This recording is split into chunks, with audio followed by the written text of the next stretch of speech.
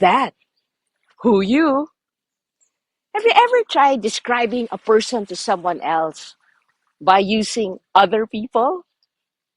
Once I was describing my nephew's conversational skill to my husband, and I was running out of words. I said, he's like a Raul Roncal, a common friend. And we laughed because he understood what I was trying to say. Welcome to Pathways of Hope. Hi, I am Lorna Campos. In Luke 9:18 to 22, Jesus had a conversation with his disciples, and he asked them, "Who do the crowds say that I am?" And the crowds answered, not using adjectives, but by using proper names. They used people to describe the person. They said he was John the Baptist, Elijah, one of the ancient prophets had risen. I wonder, what were the crowds trying to capture by using people to describe Jesus? Were they saying Jesus is John the Baptist because Jesus has a resounding voice and a powerful message, and they wanted to be baptized by Jesus? In calling Jesus Elijah, were they saying Jesus is powerful like Elijah, he raises the dead, and we want Jesus to call down fire from the skies and burn up the Romans? In comparing him to one of the ancient prophets, were they saying Jesus is an oracle of God? So going back to the conversation, Jesus then asks the disciples, "You, who do you say that I am?" And Peter answered, "The Christ of God."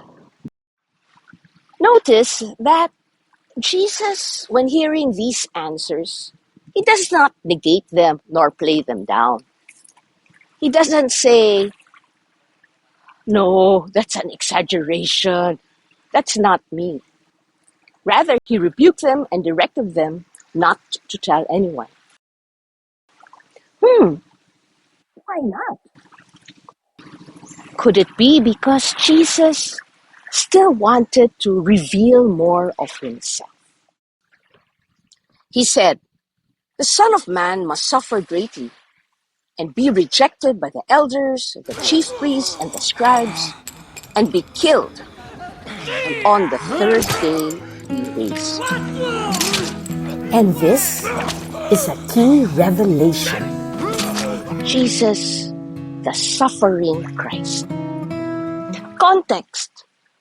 The Jews, they were waiting for a savior, a political leader who would save them from their enemies, who would restore independence and bring about prosperity. So this picture of a suffering Christ, such a stark contrast from their expectations. What does this mean for us? Imagine today that you're having a conversation with Jesus. And he asks, "Who do you say that I am?"